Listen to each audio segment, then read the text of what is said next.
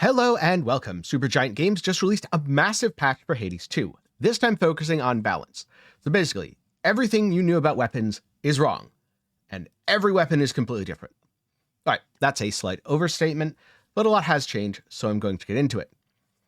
Also, as a general disclaimer for anyone watching this video who's watched my previous videos such as Weapon Overview, Aspect Tier List is probably totally incorrect now. I'm leaving it up because it reflects my personal opinion and experiences with the game, but I've labeled it as Patch 1.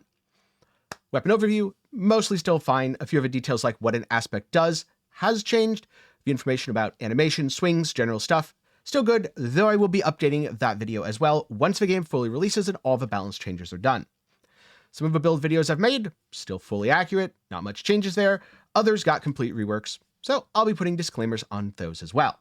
So to make sure you are fully up to date on all the Hades 2 news, do be sure to get subscribed, leave a like while you're down there, ring that notification bell. For now, let's dive into things directly. So this indicates changes inspired by community feedback, and there has been a lot of community feedback.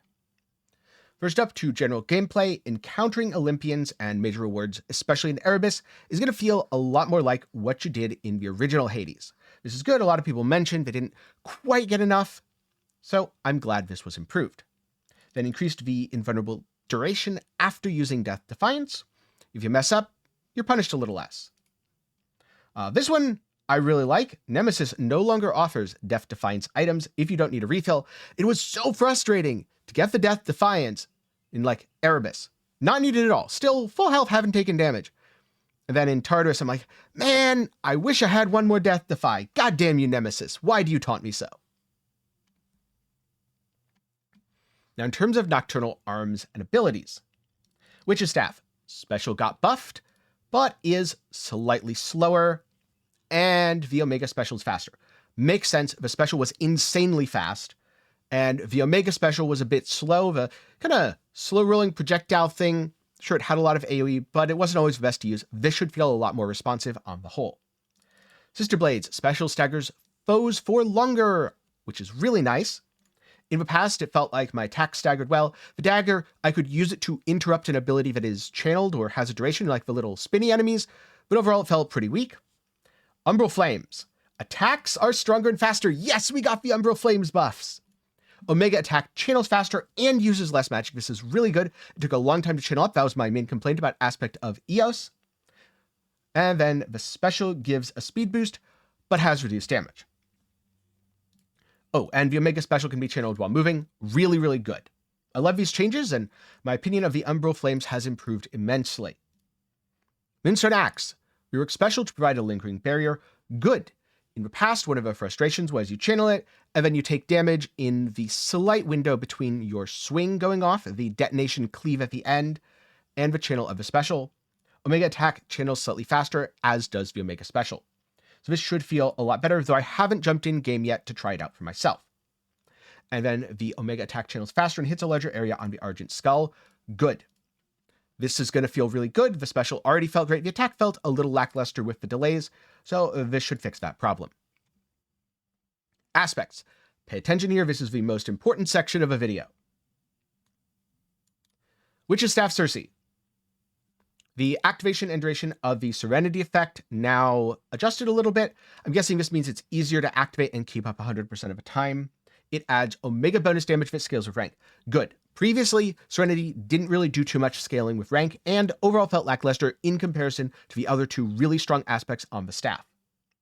Then Momus got completely reworked. Each of your Omega moves automatically fires several times in succession from where you use them, which is kind of insane. But also old Momus was insane, and I have to go update that video to say, yeah, this build no longer a thing, which is a little sad because that was my first Heat 32 win. So I'm sad to see the old thing go, but also I'm really excited to use the new thing. Sister Blades Artemis received another quality of life buff. You'll block again if the effect recharges while you're channeling, and block takes priority over dodge. This definitely explains why, even after the bug fix on Chronos where I could hit enemies, it sometimes felt a little bit janky. It's because I was dodging instead of blocking. Umbral Flames EOS. Reworked Omega attack now fires a slow shot that occasionally creates damage blasts and copies your special. Kinda insane. It means that one of my favorite aspects is no longer the aspect that I knew and loved, but also seems super awesome and cool, so I'm excited to use it. Moonstone Axe Melanoe reworked now adds power and max life. That's cool. If you are learning the Moonstone Axe, having the max life is super impactful, so I like this. Thanatos reworked. Faster attack adds crit chance to Omega moves. Faster attack? Wait, you're buffing Thanatos, which was already one of my favorite aspects? Already one of the best? Hell yeah. Persephone, another of my favorite aspects. Really fun. You earn glory faster, but only using your Omega cast, and you have improved control during the Omega special. Good change, good buff. Then Celine's Keepsake, increased bonus to Path of Star upgrades. This makes sense. That felt very lackluster. Daedalus hammer upgrades. Oh boy, there's so many, and there's so many that I don't know all the context, like Rapid Thrasher, new, your attacks become faster. Or Wicked Thrasher, all of your attacks gain bonus power. This is replacing things like Marauder Wallop and Double Wallop. Doubling your attack and stuff didn't really feel super impactful, especially on the staff. But a Mirrored Thrasher replaces it, where all of your attacks hit twice instead of just the Omegas, but you take more damage. So, risk versus reward. I don't know, maybe it's just because I loved spamming the special, but the attack stuff didn't previously feel impactful. Could very well be a me thing. Rapid Moonshot also affects Omega special. Hell yeah. Dual Moonshot, this is the OP thing that comboed with Aspect of Momus previously. Also affects Omega special, which is great. Reduced range, fair enough. Renamed from Double Moonshot to Dual Moonshot. Cool. A buff for one of the strongest aspects, or Daedalus upgrades, not aspects, my bad. There's also potentially a buff for the Aspect of Momus, which should still be very strong. Then Shimmering Shot also affects Omega special. Basically, a lot of things that did not affect your Omega versions of moves now affect the Omega versions of moves. And there's one thing here that I really like. Melting Coil. So this was Melting Comet. It caused your special to fire out in a straight line. No longer does that, but it also affects the Omega special, which is really cool. That means you're going to destroy enemy armor super effectively. Marauder Slash was renamed to Rapid Slash, now affects Omega attack. Again, really good, increasing those speed bonuses. And Colossus Driver was buffed to affect the Omega special, which is really cool because Colossus Driver was already super strong. We've got some adjustments to hexes. For the most part, you get to use them faster. Except for Moonwater, which was nerfed. Makes sense. That was arguably the strongest in the game already, or if not, one of the strongest. So nerfing it slightly, sure. Because ideally, you shouldn't feel like I must pick Moonwater whenever it's available. You should feel like, all right, this thing synergizes my build, or I just like this one, so that's what I'm going to go with. Maybe this one gives me the most path progression. Then Encounters and Foes. Basically, Chronos should feel less unfair. Infernal Cerberus, minor adjustments to attack patterns. All right. Grenades no longer wildly bounce on Eris. That's good. Sometimes it's a little hard to predict those. Polyphemus, reduced effectiveness of mutant sheep. Thank God. I swear there were runs that I took so much damage from those stupid sheep. Then some slight adjustments to enemies. The biggest one for me personally, the Goldrath, the range and tracking felt a little ridiculous. Buffing the Queen Lamia, yeah, fair. She seemed kind of pushover. Buffing Lamia, yeah, again, they seemed like pushovers. Dire Shambler, little nerf. Hippo, self-destruct should more closely match visuals. Good. Even more Driftwood. And the Burning Oil, less annoying in Rift of Thessaly. Minor Prophecy should be easier to do. Some of the trials, a bit of adjustment here makes sense. Reduce the difficulty to adjust for the fact that the aspects they were using got a little adjustment as well. Then coming down here, a lot of this stuff, mostly minor. There are a few cool things. What I really want to talk about is bug fixes. First of all, apparently Poseidon Double Up was not supposed to double mystery boons. I'm a little sad about this, to be honest. I liked him doing that, but fair. Fixed Omega moves occasionally becoming unresponsive after being chumped by Polyphemus. This happened to me once. It was very annoying. But because it only happened once, I was like, you know, if it doesn't happen again, well, now it won't happen again. I did not have this happen. That sounds very unfun. Chronos hits hard enough. So Cool. This one, Umbral Flames, preventing magic regeneration before channeling Omega attack. I thought this was intentional. This is part of why I didn't think the Umbral Flames were super fun, so I'm glad that it was not in fact intentional and has been fixed. And we've also got the Queen and the Judgment appearing active while no Arcana were active. I noticed this. I thought it was just a weird visual bug. It's now been fixed. I don't know what these issues were. They're resolved, so if you had any weird behavior on Sun Worshipper, Dark Side, and Twilight Curse, hopefully it's resolved. And overall, that's the TLDR of it anyway. You can read the full patch notes. I'll try to remember to link down below in the description. Or you can go back and look at patch notes 1, which I'll also link.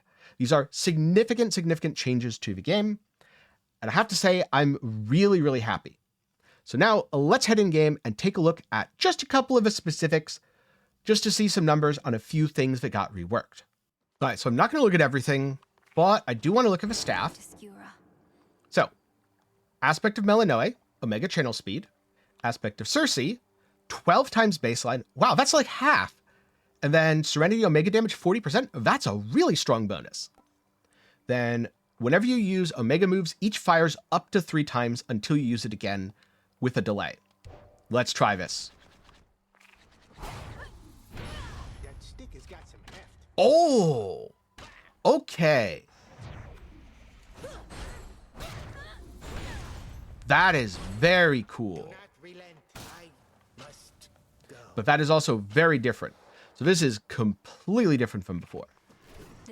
Umbral Flames. All right. Wow, that's so much more responsive. I like this. And you get into the fast attack by holding down the button much easier. Let's take a look at aspect of Melanoe. Plus 30 attack power and max life. That's going to make that super beginner friendly. Okay, that's a significant rework and also change to the playstyle. You get the attack speed that should feel really strong. But you get up to 13% crit, down from 20, though that could just be from my weapon's rank. I believe I had 14% before the rework at the current rank. See how this feels. Cool. Yep, feeling good. I can see my nice little crit bonus. And then when I use the Omega, does it charge up rapidly? Does not. So you can't charge it just by spamming your Omega. Good to know. If anything, makes it a little bit easier to use, but also a little harder to use. Gonna have to play the game, do some stuff to actually feel out a lot of these changes, especially the more subtle ones, like, for example, on Sister Blades. But overall, I'm feeling really good about this stuff. I like the direction they're going in. I like the overall changes. Yeah, some stuff got nerfed, but a lot of fun stuff got buffed as well. And so now I'm curious, what are your thoughts on the changes? Anything you're looking forward to? Anything you're a little bit sad about? Let me know down in the comments below. If you're looking for something else to watch, well, you can always check out my thoughts on the previous major patch, or you can take a look at some of the builds that, if anything, got buffed as a result of these changes. Those will be up in the card and down below. Of course, before I go, a special thanks to my patrons and channel members for the continued support.